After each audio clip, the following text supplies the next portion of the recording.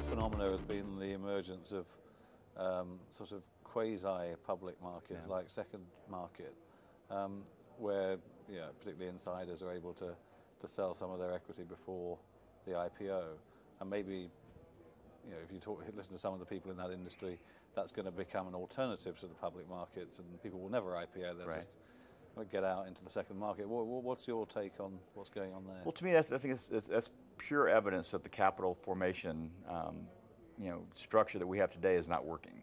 When you have alternative markets emerging, you're looking for, again, some companies don't like those type of companies because they're putting false valuations out on their stocks, not obviously positive for the company as they're trying to grow and focus on the business.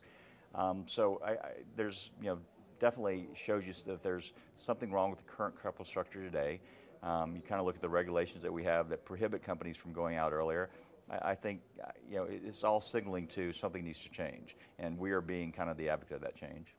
And so if you spell that out for me, I mean, in what sense is the capital formation process failing at the moment? Yeah. It's overregulated. It's overregulated. Sarbanes-Oxley has really lengthened the time and the cost of being a public company today with internal audits and the legal fees. And you kind of look at the fact that the shareholder lawsuits in the U.S. Really do prohibit companies and from wanting to go through that quarterly life cycle of being a public company. And I think if we could encourage more and more companies to go public, then it does create more jobs and more opportunity. I take the regulation point, but I wonder whether there's also a sense in which things like second market are opening up to entrepreneurs, a sense of that they can have their cake and eat it. And you look at companies like Google and Facebook, and they have created share structures that really protect certain types of individuals, like the management of Google, different class of share. And there was this whole trend in the markets globally a decade or so ago to kind of try and make all companies have the same structure and not have these kind of special classes of duality and power and so forth. And so if you can just go public in second market and remain a kind of protected chief executive, then maybe that just feels better than going public. So do you feel you're having to make the case now from first principles as to why it makes sense to go public to companies? I think it's apples and oranges.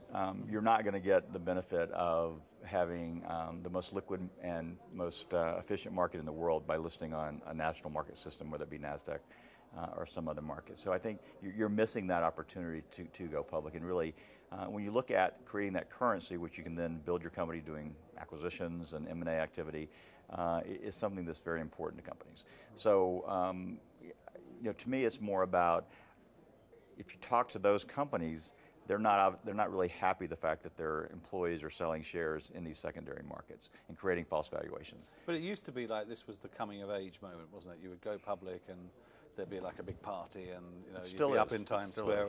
But is it still? I mean, no, it totally is. Yeah. It totally is. I mean, you look at the fact that Yandex raised $1.3 billion, Groupon raised $700 million, Zynga raised over $1 billion.